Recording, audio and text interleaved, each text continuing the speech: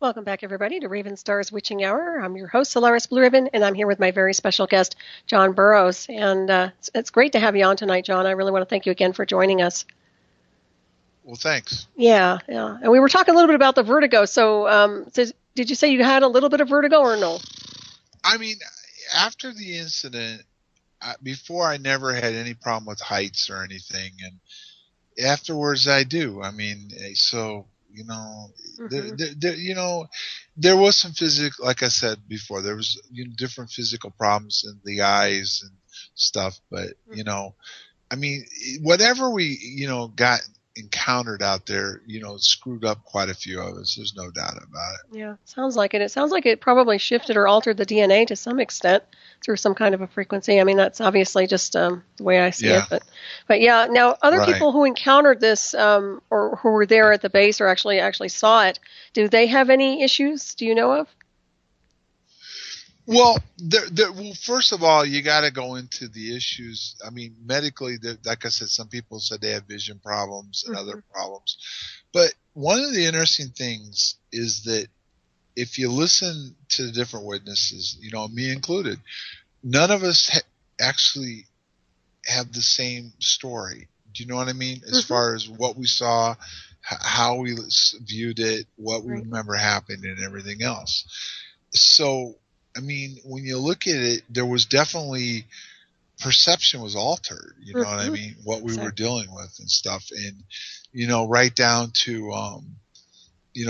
to how you saw it, the way you perceived it, what you did, how you reacted to it, and everything else. I mean, which is something that I shouldn't say never has happened before, but if you think about it, the different people that were involved in it all had a little bit different experience, and they were right there with whatever it was. So yeah, it's pretty fascinating.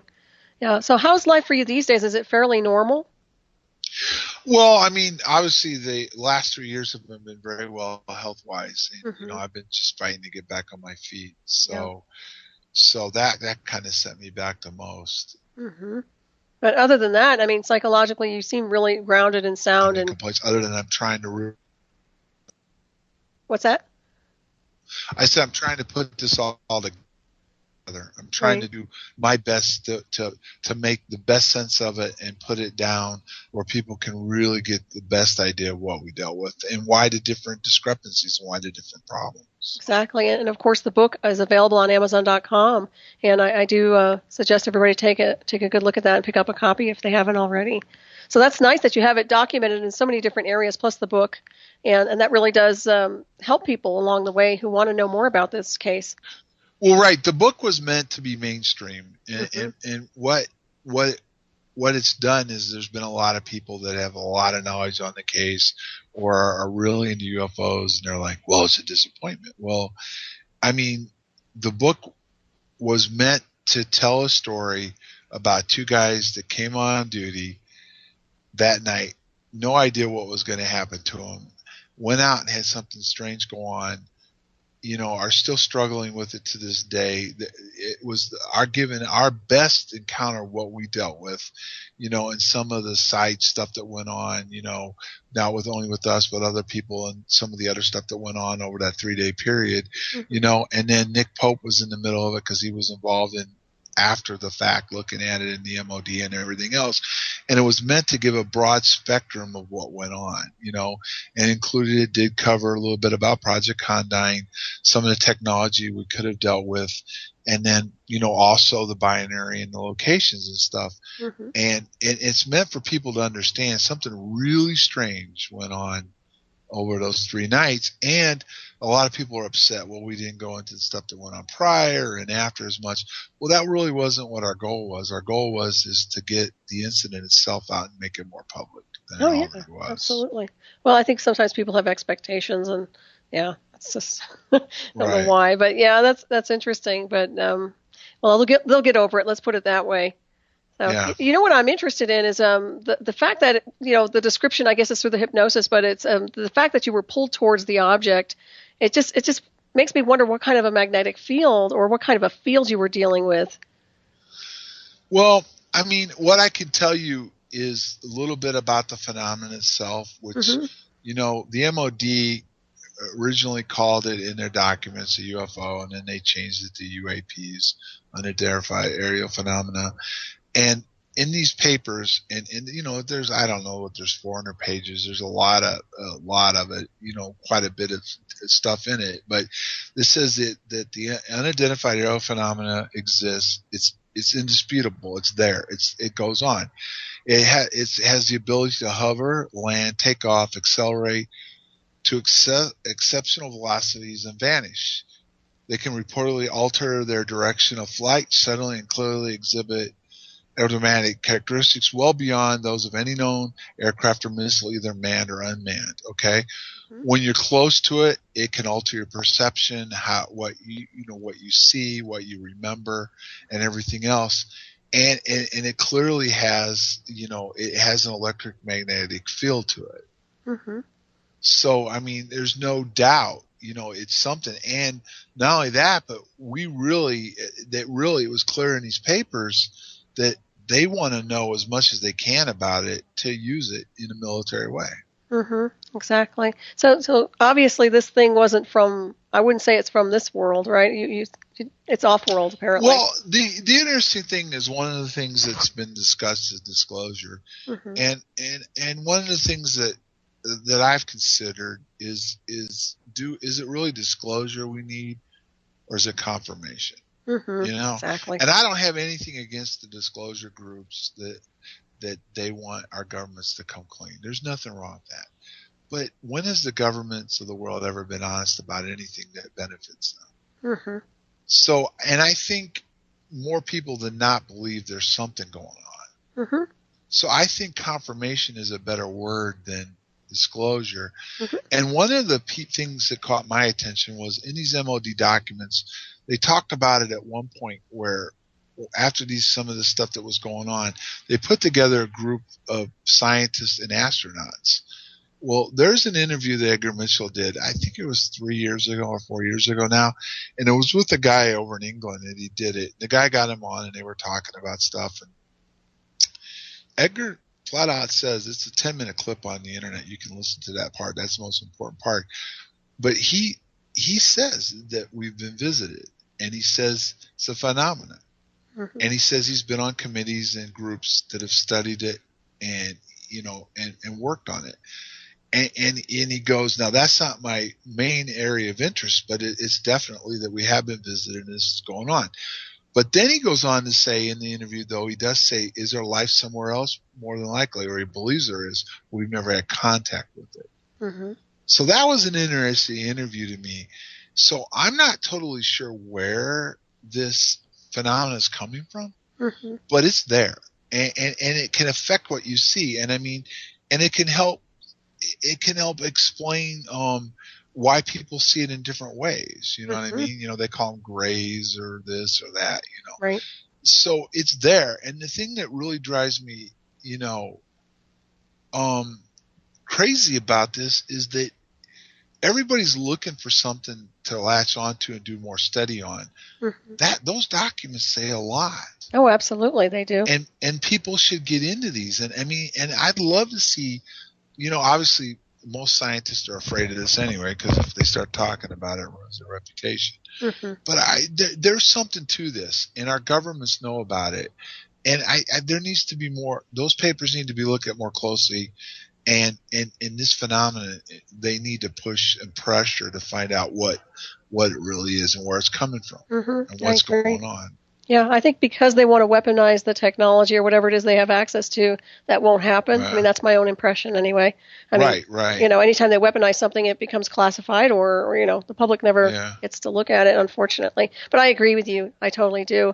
I know there was some mention of time travelers. I guess that was through the regression that Jim went through. Is that correct?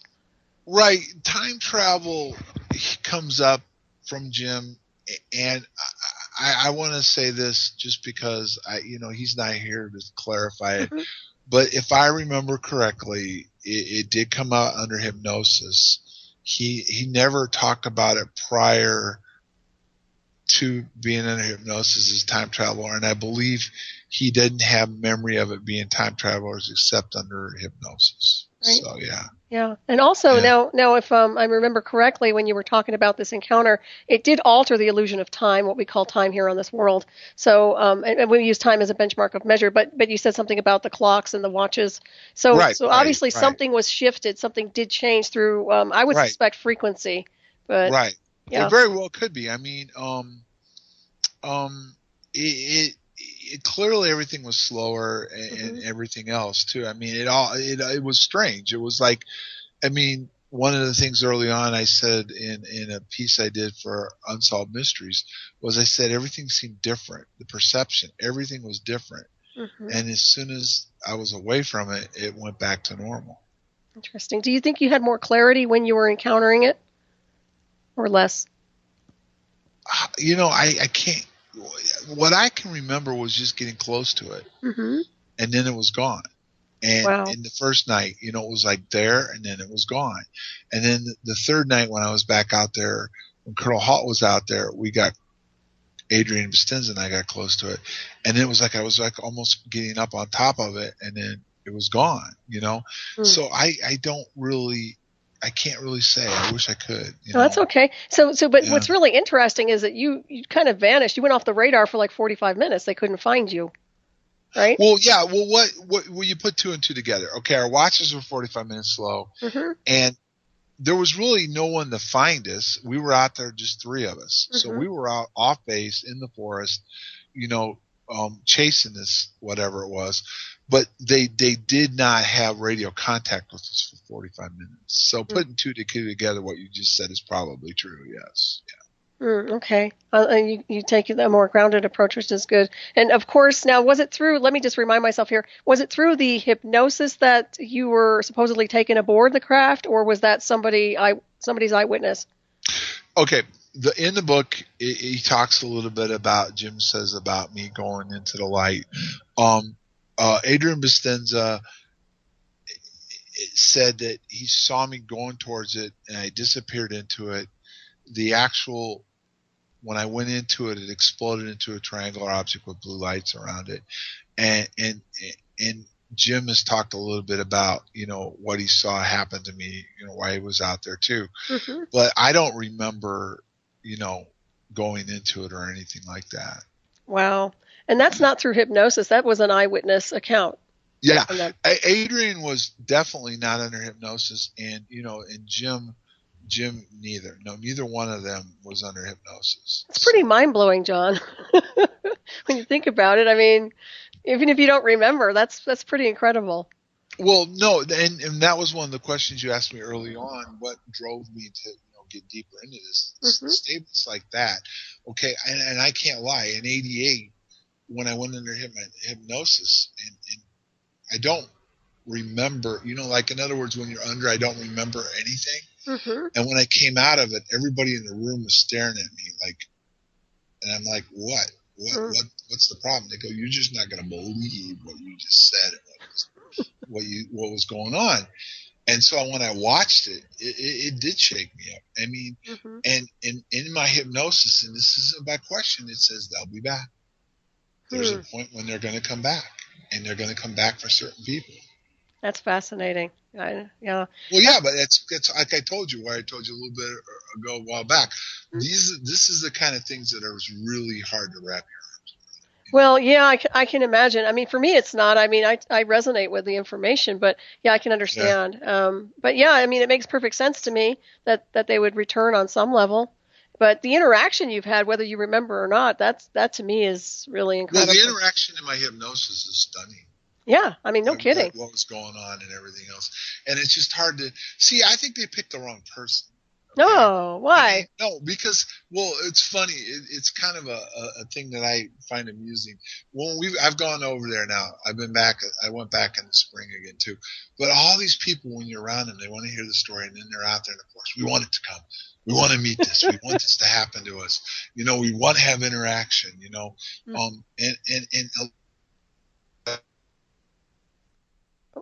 You're breaking up there, John. You're breaking up completely right now. I don't know if you can hear me or not. Can you hear me, John? Hang on, everybody. Uh-oh.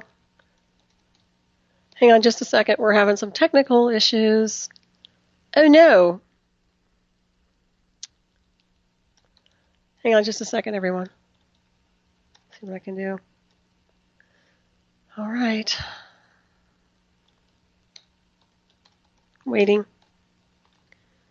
I hear typing. Trying to get the call back. Test, test. Can you guys hear me? Doing a test over there in chat. And looks like... Okay, hang on just a second, everybody. We're having some technical issues here with John. Let me try and get him back here. Crazy! Hang on for a minute. I'm calling him back. Come on, John. Get back. That's just wild.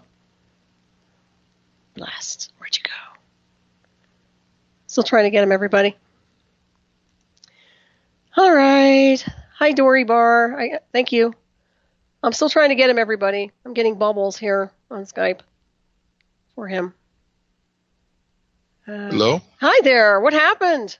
I don't know. It just went dead. Well, you were talking and then I lost you. But anyways, I'll let you, if you can. I was just saying, I really have a hard time, putting my arms around this. And it's not that I'm not open to it. And it's not that, the deeper I get into this, the more it makes sense somewhat. But it's just really hard, to, the way I'm in my 50s now, the way we were brought up and raised, and you start really looking at this stuff, and you start looking at different cultures and different beliefs and all the things that went on. It's kind of hard, and maybe they just picked the wrong guy to go out in that field. I don't know. I don't think they picked the wrong person at all, because you've handled this very gracefully, and you never know. Somebody might have flaked out having some kind of an encounter like that. Right. You seem very grounded and together, if you ask me, which is probably what they needed to some extent. So I take it that have you ever been very intuitive as a child? I mean, were you involved in any type of UFOs or anything? No, like I said earlier, I was a guy that, when I was young, I played sports, and loved sports, and then I joined the military, and when I was out there, I enjoyed life. I liked to work. I worked hard, played hard, had a good time. There was nothing on my mind involving UFOs and stuff like that. And I told you a couple of weeks, maybe 3 or 4 weeks prior, I had this little spell where I was asking questions like, why am I here? Why are we here? And stuff. Just out of the blue, it happened. And I never had that. I never had that before or really after. But, other than that, none of that stuff. Yeah. None of that stuff. So it's quite the surprise coming down the pike for you on that level. Really changed your life. Yeah. I would say for the better. What do you think? Well, I can't say it didn't. But obviously physically it didn't help me that much. But it seems to be. I seem to be in a transition phase where the more I read and the more I look into this and the more I meet people, I'm getting a better understanding of where we could be heading, and stuff. So maybe that'll help me down the line a little bit more, Exactly. You're kind of calibrated for it now. Right. Have you ever encountered anybody who's had something similar happen to them with a UFO? Well, yeah. I mean, over the years, I've gone out on, and done some presentations and, and different things and heard some people's stories and, nobody in the military had any kind of interaction like we did over those 3 nights as far as close as we got to it. But there was people that saw strange things, like I said, prior to our incident and even after our incident, and then there's been other guys in the military that have been at other bases that said they've had some strange stuff go on. Right. And yeah. And I was going to say also that there was a nuclear, you guys had, didn't you have like a nuclear area over there or something? Well, that's something I can't really, say. Okay. What was there? Well, we had resources at that base. Yes, we did. Okay. That's good enough. Did you get any spook visits? Any MIBs? Anything weird after you started talking about this stuff? I can tell you this. Okay. The whole thing behind my hypnosis in '88 at the time I didn't know exactly what was going on, because it was set up.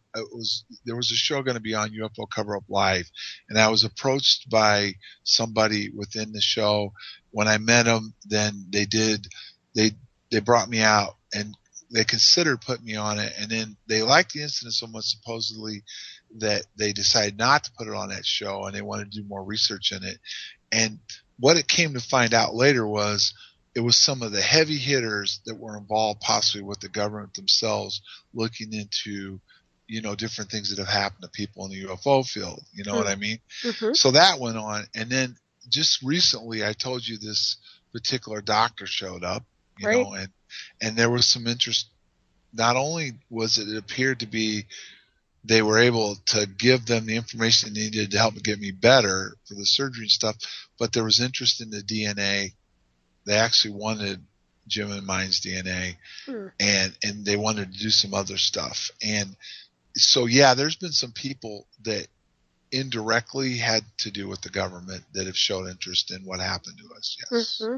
That's interesting. Yeah, it's kind of creepy when they want your DNA. Well, the thing that I learned that I can say this much about was it's not really out there right now very much. It hasn't been talked a lot about, but they now have the ability to look at your junk DNA. Mm-hmm. And the fact that they can do that opens up a whole different animal. Oh, absolutely, because it's not junk. Right. So, yeah. Right. So, yeah, but they called it that because they could never analyze it. Exactly. But now they can. Yeah. And that's huge. Yeah, it in is. a lot of ways. Yeah. So. Well, there's definitely a lot of Dr. Jekylls in the underground, doing a lot of things with genetic manipulation, if you want to call it that. But yeah, I suspect there's something like that going on. Well, you can also open it up to the fact that not only trying to manipulate, but let's just say, and I'm using this loosely because I'm not an expert on this, but wherever we came from, and they want to sell you the story on Adam and Eve and all this. And I mean, that's a whole issue that, if you go into the, the hardcore religious people, they would never accept it. There's more to it than Adam and Eve. Mm-hmm. Do you know what I mean? Oh, yeah. But let's just say that they would want to try to figure out if there are people from here that come from way back, where they came from, and what abilities they might have or could have in the future, and their offspring and everything else. Oh, absolutely. Yeah, I agree with you on that one. And with that being said, too, are you Scottish by chance?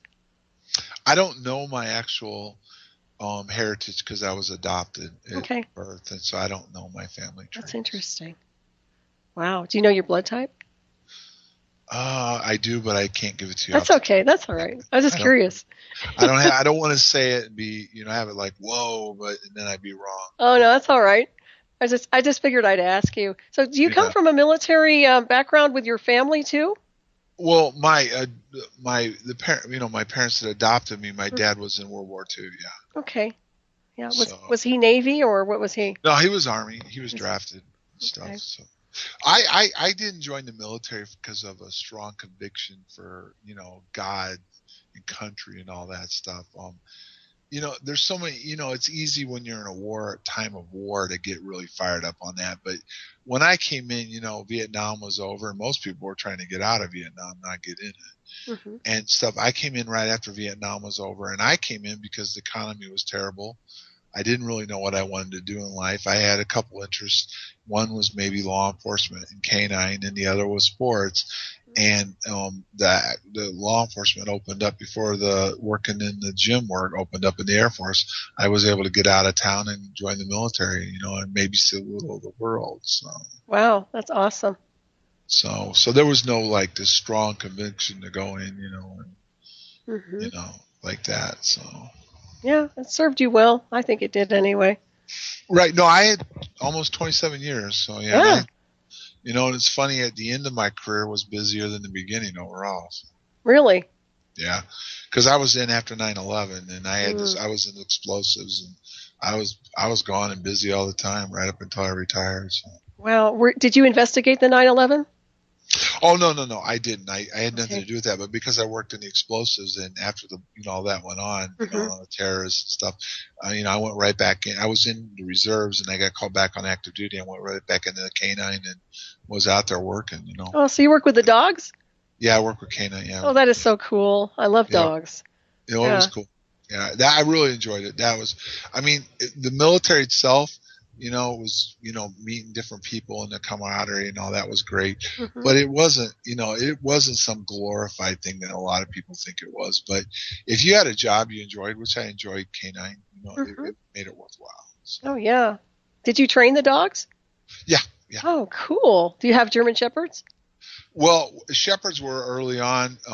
Towards the end, we were using mostly Belgian Malinois. So. Wow. Oh, I love that. That's fascinating. They were really good dogs, temperament, and you know they were really good sniffers. So. Yeah, I bet. Did they have dogs at the base over there? At Bentwaters? Yeah. They had. I wasn't in K9. I didn't go into K9 until after I left my first assignment.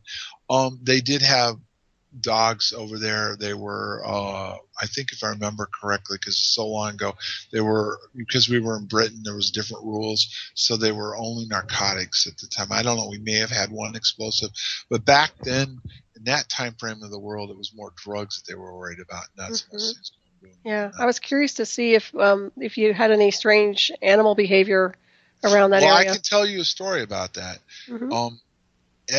There was two bases, Woodbridge and Bentwaters. Now, Woodbridge, before the A-10s came in, had a mission, a critical mission, and they had resources, and they had a huge canine section, and the canines were always on at night patrolling the areas.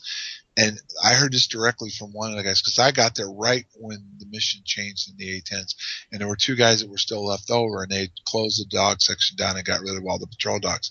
They said there were areas out in that area, around that storage area and on the perimeter and stuff, that the dogs would not want to do anything to do with it. They couldn't get the dogs to go into these areas or anything else. Well, that's interesting. So yeah, so there was some interaction where the dogs themselves didn't have anything to do with it. So. They were picking up on some kind of frequency for sure. Yeah. Yeah. So what's down the road for you? What are you going to work on? What's your next project? Well, I'm still working on FOIA, with the MOD, and I'm trying to put, all this stuff together. And I mean, the Encounter Rendlesham is a good overall, view of what happened and everything else. And now I'm really trying to put together what like I said, for now, unless something changes, I really do think we dealt with a phenomenon. I think that the MOD knew about it. They knew we got zapped. That they clearly want to use this, for military purposes, which is funny because they classify, UFOs in general not of defense significance, but how could it not be if they're actually studying what we dealt with? You know what I mean? Using a military standpoint. So I want to learn as much as I can about this phenomenon because, I mean, there are implications. I'm trying to say this so people don't take this the wrong way. If we really did encounter a phenomenon and there is something to it and it has something to do, you take the binary code, you take the sites, take all this stuff and put it all together and there was something behind it, I want to learn as much as I can to find out, what we dealt with, what it means and where it's going. Absolutely. Yeah, I totally agree with you. That's what I'm trying to do right now. And I applaud you for that. And it sounds like you've been actually having some success, which is very good. And I hope you have more down the road. Well, it's not easy. I mean, it's they're not going to give you anything unless you take them, to court. This may end up in court because if I get denied my disability and the senator gets stonewalled, we're prepared to take this into federal court on my medical records themselves to try to find out why they won't release them. And at that point, we'll bring everybody in. We're going to subpoena everybody that was involved and have them testify. Excellent. So, but I'm not saying that will happen, but if it comes down to it, we won't. Well, what's the standard? I mean, what happens if you subpoena somebody in the military who's active duty? Do they have an obligation that they can get away from that? They don't have to testify? The only way they could get out of testifying would be if the government steps in and says it's classified. Okay. Other than that, they have to answer the subpoena, and they have to come in and they have to answer questions because it'll be in federal court. So. Right. Well, hopefully they'll resolve it before you have to go through all the Well, yes. half of me says yeah, or more. Most of me says yeah. But to be honest with you, there's part of me that would like to see where this went if it actually went into court. And because see, I've got some issues. I mean, with some of the people involved and some of the things that they've said, and you know, the whole thing from the beginning was a mess, because when the memo actually, when they got it out, proved that something happened, but the dates were wrong, and it really led everybody down this one way when it wasn't factual. The dates were wrong, different things were wrong, different things were said about what went on. Colonel Halt's out there running around saying that we were all interrogated and we were mistreated. Well, if that's the case, it happened under his watch. Now, you can't have it both ways, Colonel. You can't say we had this done to us and we're not totally reliable in what we're saying, but at the same time then try to wash your hands clean of what happened to us and that you let it happen.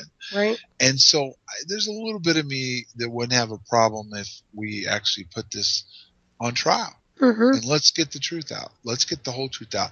And I'm not saying the truth would totally come out, but it would be interesting to see what people do when they actually had to raise their right hand, you know, and call the different people in and have them actually give, you know, testimony under oath in front of a judge. So. Yeah, well, some people lie under oath. I've witnessed that before, unfortunately. So I'm sad to say, but they do. It's true. But see, the interesting thing about this, the one thing I've done over the years is I've had a lot of interaction with all the main people, and it's all on email, and it's all been downloaded, it's all been kept. There's been phone calls recorded and everything else. Excellent. And if they come in and they try to lie, there's going to be proof to the, you know, to the otherwise. So. Excellent. Well, that's what your law enforcement probably helps you, huh? Yeah. Incident reports. Now, with your incident report, obviously you submitted an incident report, right? When this happened? Well, incident report, I did a statement, and that statement's been released. Colonel Hall, that was another thing about this case. There's just so much stuff that comes out that's not factual. The statements were released by Colonel Hall on the set of Unsolved Mysteries. It was given to a couple of people that were involved in investigative work. They eventually got out, and what was funny was everybody, and even Colonel Halt, and this is stuff that doesn't add up, Colonel Halt would always say the dates in the memo were correct.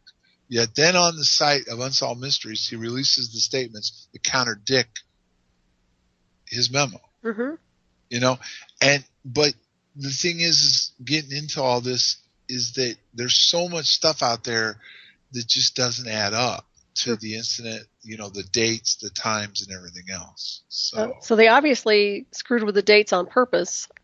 Well, the first factor would be early on, way back, yeah, that would make a difference in if you're actually doing FOIA requests and everything else. It would make it harder to get the information and stuff. And I mean, and then obviously they went for the radar tapes, and well, there was no radar tapes. Well, the nights that they asked for weren't the nights that the incident happened.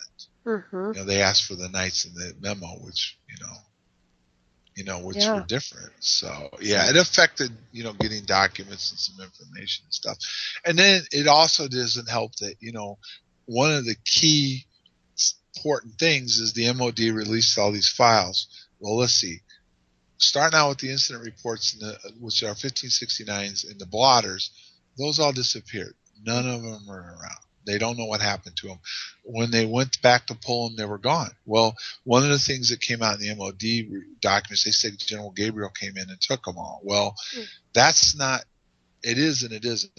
Now, if they classify them, then they're going to disappear. That doesn't mean they were stolen. They just disappeared. And when they classify them, you can't get at them anymore. You know what I mean? And he took them, so they very well were classified. Now, another thing that people, all these experts on military that drive me nuts is they came out and said there's a whole group of DIS files missing in the MOD files, and they were destroyed. Well, that's a cop-out to me. Because if they're still classified, they can tell you, because what they said was they weren't supposed to be destroyed, but they were. They won't release who authorized them to destroy or how they were destroyed or when they were destroyed. Well, that's a flag right there. And when they use confirm or deny, means that they're probably still classified. And that's the stuff that's the meat and guts of what happened to us. Right. Yeah. And they won't release it. Exactly. And who actually has the authority to classify all these things? Well, that comes within, MOD or the Department of Defense, within Okay. intelligence agencies and people, that would come from higher up, and it would depend on the agency. Like in our government, the CIA, if they're running an op, somebody within the CIA, up to the director of the CIA would have the call on it and everything else. So, seems like a lot of cooks in the kitchen. Well, and one of the things that Jim found out through the guy that was in the CSC the night, he told Jim that the blotters were immediately classified secret right after the incident happened. Wow.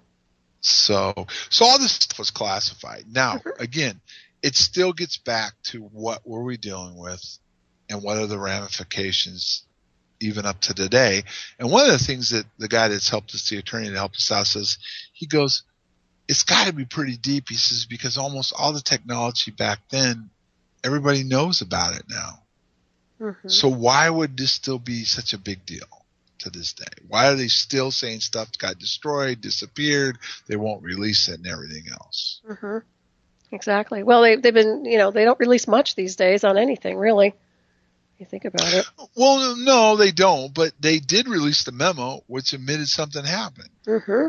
That didn't make any sense. If you don't release the memo, all you've got is speculation. Right. And it would have died down by now. But because the memo was released, you got an Air Force document saying the incident happened, and then they released the Colonel Hall tape, which shows that something went on. Yeah, exactly. Well, maybe they want to open it up subliminally or something. Well, it may have been a mistake, because I got some people behind the scenes that told me this was never supposed to get released and somebody screwed up. But what this leads back to me is that today's world, if you look at it, where we're going technology-wise and everything, all has to do with with our secret weapons, the EM stuff and everything. Possibly, I mean, 30 years ago, you'd have laughed at it, but nowadays they're working on time travel. Oh, yeah. Well, it's based on perception. It's consciousness and frequency oriented, yeah. And they're working on interstellar travel. I mean, Hal Puthoff put out a paper, he put it in the British Interplanetary Society, which they're working on effective propulsion that would allow for faster than light travel without violating general relativity. They're working on it. They're working on all this stuff, right?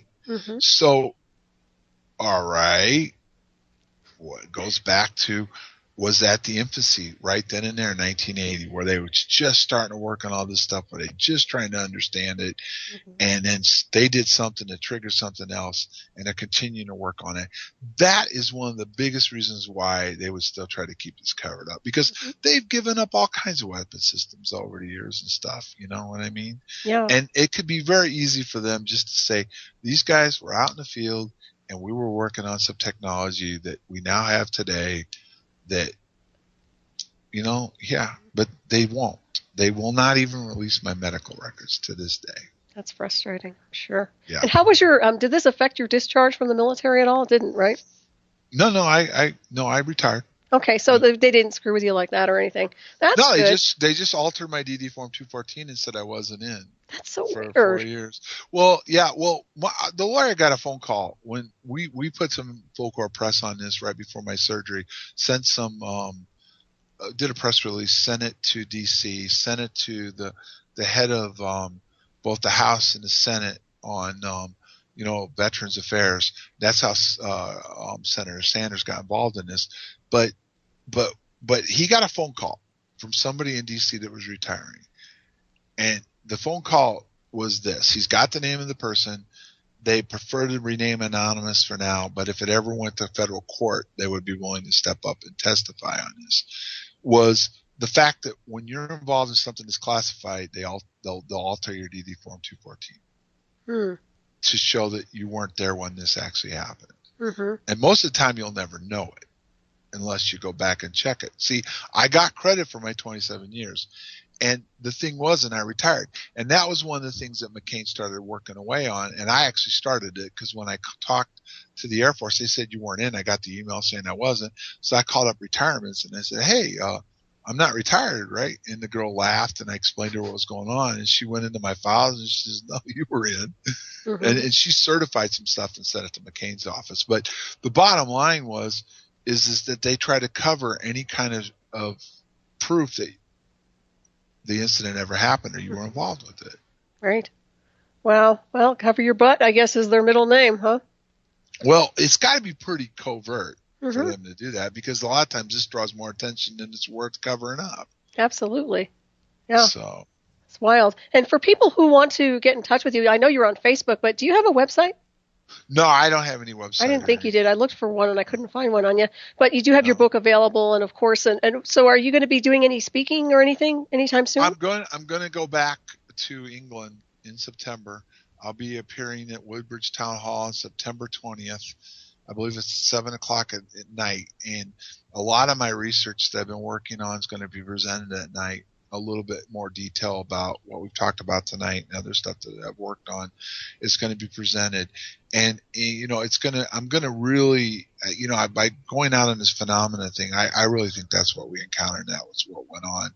And I'm really going to try to lay it all out and all the different things I've come up with and stuff that evening. So that's going to be awesome. Yeah. And is Jim going with you on that one or no? No, they're just bringing me over. They can't, this is, down where the incident happened, but they can't afford, to bring 2 or 3 people over at one time. So they asked me if I'd come over and talk about it, and I said, sure. Oh, that's wonderful. Yeah, I'm glad you're doing that. And of course, we have about 15 minutes left here, but I did want to thank you for being on tonight. What an honor it is to encounter you. You're really incredible. What a nice man you are, too. So thank you.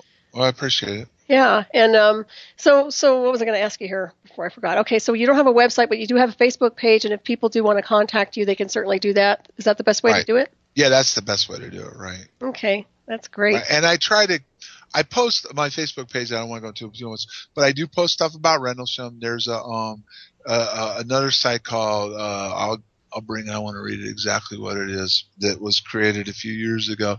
It's called Justice for Bentwaters 81st Security Police Squadron at Rendlesham Forest, 1980, and that is where I'll put stuff up about the case for sure. And I also do put stuff about the incident and some of the stuff I'm working on also on my private Facebook page. That's awesome. So what is your impression of some of the activity here? I mean, just UFO activity in general here in the U.S. that people claim they see? Well, I mean, you want to give me a particular? Well, I just kind of track. A lot of people seem to think they see anomalies in the sky, whether it's a man-made craft or one of ours. They talk about the Black Space Program. Certain craft that shows up, blinks on and off, and disappears and looks like a star. Things like that. I do see a pattern in those that I've noticed. Some people have had anomalies where they've seen things. I was just curious. Well, one of the things that I've come across by meeting certain people and hearing certain things is that there does appear, and this is, I mean, you can go duh because people are seeing more and more stuff. There does appear to be a lot of things going on right now. Now, the interesting thing is when you see these things in the sky and you get a picture of it, it's really hard to tell you what it is. But when you start seeing a pattern of weird things in the sky and different things going on, yeah, it does appear that there's more and more activity going on. And what's interesting is a lot of it is incidents where they report seeing these like weird transparent lights or different things like that. And that does kind of follow the pattern of the phenomenon itself. And so, yeah, there hasn't been a lot of triangular objects that I'm aware of lately. I mean, the Phoenix Lights was a big one, a few years ago. But yeah, there does seem to be more stuff going on. And one of the things that I'm curious about, because I'm not a scientist or anything, but the magnetic fields, the poles are shifting. Right. This isn't something that's conspiracy, and this doesn't mean I think the world's going to end tomorrow. But they're shifting. And they do shift. And when they flip, it causes a lot of problems. And it also causes the Earth to be exposed to different things and different things to go on. Right. So, and that's one of the things that I get a kick out of. Everybody's so hung up on global warming. And I'm not saying the Earth isn't, warming up and there isn't climate change going on, but I think it has more to do with our magnetic fields than it has to do with what we're putting up in the air. Yeah, I totally agree with you. Yeah, magnetic north is proven to be moving towards Siberia, right? Right. So, yeah. And I've heard also, I mean, considering the magnetic field is kind of like equating to gravity, I would think that we'd be be shifting into a really strange anomaly as that happens, because to me, magnetism is based on gravity. I could be wrong, but that's the way I see it. Well, there's a lot of strange things to it, because if you go back to the different cycles, how many years and stuff, I don't have all of this in front of me right now. But when all this stuff goes on, weird things start to happen. Mm-hmm. And it is. And one of the things that I find amusing, and I don't mean this in a bad way because I'm not trying to cut down the environmentalists and all these people. Well, what's the government going to do? If these drastic weather phenomena are going on and all this is going on and they act like they don't know what's going on, people are going to freak out. But if they come up with this global warming thing and it's all our fault and don't be alarmed, we're probably all going to die anyway because we're going to overheat the earth. But that won't happen for another 10,000 years. And if we try now and change, we might make a difference. It calms people down, Right. But in reality, I can't get my arms around the fact that what we've put in the air, because the Earth's done this before, and the signs are there that it's happened before, and we weren't back then doing all the stuff that we are now. I agree. I think they're aware of a lot of weird stuff that's happening and going to happen. And they make up these things to keep people from getting out of control, which I'm not saying is a bad thing. But I think we're in for a very interesting ride the next few years. I so agree with you. Yeah. Also, from the fracking, too, I mean, we have a lot of these sinkholes opening up and everything else that's going on. So yeah, but wait a minute now. If the magnetic fields are shifting, it's going to affect the Earth's crust and everything else. That's true. What do? You come back and say, well, we're fracking and we're drilling for oil. How long have we been drilling for oil and doing this stuff? Now, magically, in the last 2 years, we figured out it's the fracking, and that's causing all this stuff. Yeah, that's a good point, actually. That's all I'm trying to say. I'm not saying it's not some of it, but I'm telling you they're looking for excuses to justify how everything's changing. Now, I wasn't around the last time this stuff did it, but what scientists say happened was there was major stuff moved around. Everything, some of the super volcanoes went off and everything else. Oh, yeah. So all I'm telling you is I'm not saying they're wrong for wanting to keep people calm, but don't just necessarily believe that everything they tell you. And take a close look around at what's really going on around you. Just don't turn on Fox News, CNN, or CNBC or whatever, everything else, and buy everything they're telling you. There's a lot more going on than what meets the eye as well. Exactly. It's all like a little smoke screen and a distraction to some degree. Right. I have a quick question for you. Did you notice any security systems compromised during the sighting and the event, or any alarms going off during that Rendlesham?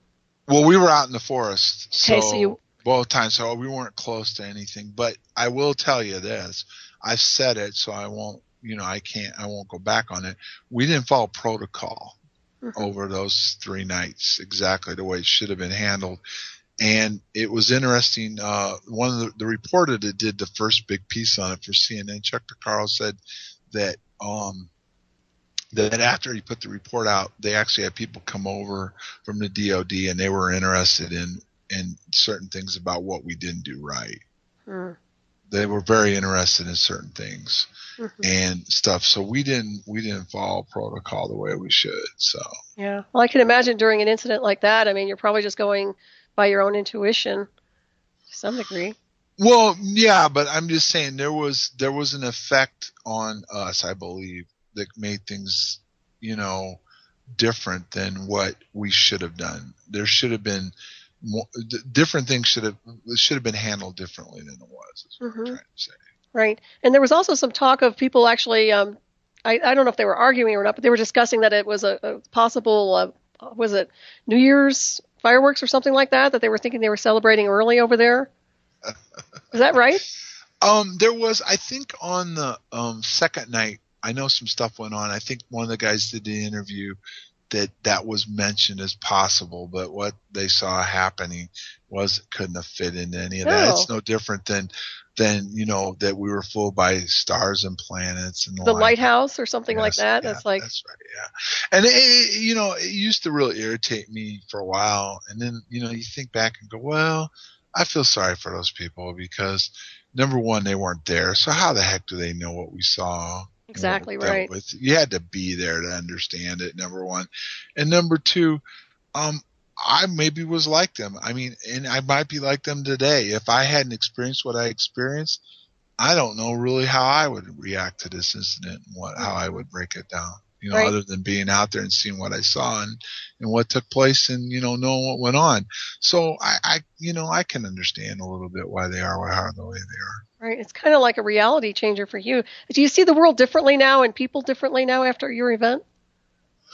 I would say in the last few years, because it has to do somewhat with what I'm starting to read and understand and some of the different people I've interaction with and, and stuff and starting to closer look at our past and our history and the effects and everything and what people saw and what went on and what's possible. So yeah, I do. I really do, and I think when you get older too, you start to slow down and smell the roses, and start to realize just how bad things are, right. As far as, where we are at, where we should be, Oh, exactly. And it just doesn't make sense. When you're young, you're invincible. You're out there running around having a good time. The last thing on your mind is worrying about, a lot of this stuff. So. Yeah, I totally agree with you. Yeah. It's interesting. I never saw this coming down the pike when I was growing up. That's for darn sure. Right. So it's very fascinating. But I do want to thank you again for being on the show tonight. It's been an honor to have you on, John. And I hope to have you back, too. Whenever you feel guided to come back, please come back on the show. Okay. There'll be a point, I think, when I've got everything together as best I'm going to be, and I'd be happy to come back and talk about it. Sweet. Yeah, you're just a blessing to talk to. I was going to ask you, what would you like to see happen in your favor to resolve this whole thing? I mean, have you had any type of closure insofar as real resolution? Well, I mean, obviously, fortunately through Senator McCain's office and this doctor that showed up, I've gotten back on my feet physically from where I was. I was in pretty bad shape. That's helping. I think, and I don't want to sound too weird, but I really would like to know what we dealt with for sure, as best I can. I may never, but I'm going to keep digging as far as I can. And I'd like to find out if there's really, my hypnosis claims there's something important, the reason why it happened, the reason what we have to do later and all this other stuff. And it's kind of hard to accept that, but if there is, I'd like to try to figure out what we dealt with, why it happened to us, and what I need to do, and maybe it'll just happen. I don't know. Could very well, but I would like to, put that all together. And I mean, and that really did, I mean, the hypnosis really did bug me. I'm not going to lie, from seeing that and what came out and stuff. And then all the things that have happened and different things. And some of the people that I met that have laid out some of the things that are about to happen in the future. And it's funny, a lot of this stuff is taking place right now. Maybe not exactly, but it's closer than I would have thought what they predicted was going to happen. Wow. And then, of course, there was the mention of these crafts or this particular craft coming back. Yeah, in my hypnosis, it said it would be back for me. That's interesting. It would also return, but it would be back specifically for me. And that's always bugged me. I'm not going to lie. Well, that's kind of cool in a weird way. You've got your own ship. Well, if it was a ship, but I mean, the thing is with me is those are the kind of things, you know what I mean? You can put something to it. You understand what Israel's doing, all this stuff's going on. You don't agree with it necessarily or whatever, but you can make some sense of it. This doesn't make a lot of sense to me. Right. Well, you've done a good job decoding it, I would say. Well, I'm trying. Yeah, you have. Do you have any kind of anomalies in your house these days? Anything strange that goes on since that event? No, I've never had anything flying around in my house. No lights going on and off or anything weird like that? No, I can't say that I have, no. That's great. That's really good. So obviously you didn't have your house bugged or anything weird like that either, right? Oh, I think, maybe 25. Jim said he definitely had he had found a bug and had some stuff going on. There was some weird stuff with the phone and different things have gone on, but nowadays you don't even know what they're doing. I mean, as far as the technology they have and what they're able to listen to and do. Well, I guess it doesn't even matter anymore. Everything's on the internet anyway, so. No, it doesn't. And honestly, the one thing I will tell you is if we're going down to as the Hopi call it, the fifth world, it won't matter much longer. And I don't mean we're going to die tomorrow, but I mean when the change comes, all this stuff that's going on now and evil stuff that's going on won't matter anymore. So. Mm-hmm. I agree with you. I think it's all going to be cleared out to some degree. So, right. What's your impression of the Black Space program? What they're doing? You mean, are you talking about, do we have Aurora? Yeah, I mean, the exotic craft that's being reverse engineered. I mean, all the stuff they've been doing since quote unquote Roswell in the underground, supposedly. Well, I think that all of it, they're looking at it as best they can. I think they're working on it. I think they would like, I mean, there was just an article the other day in Mainstream News, they're working on Warp Drive. You know what I mean? So yeah, they're looking at it. And I think some of this does tie back to the phenomenon itself, that they know exists and how it's coming and going. They're working on it. How far we are, only they know. Only the black world knows. It's all black. I mean, have we left this earth? I don't know. I really can't tell you. I mean, and if we have, is it possible? Maybe, but are we able to control it? I don't know. You know what I mean? Right. It's hard to say. And I mean, this is the kind of stuff I tell you when you start really looking at it close and you start reading this stuff and you start meeting these people, it's just mind boggling. Oh, absolutely it is. Well, John, it's time to go. And thank you so much for being on. I want to thank everybody for tuning in. Please stay tuned for Shiny Side Out with David Dunger and Becky coming up next to Celiana tonight. And thank you again, John. Thanks. Take care. You too. Bye-bye. Bye. Bye, everyone. Thank you again.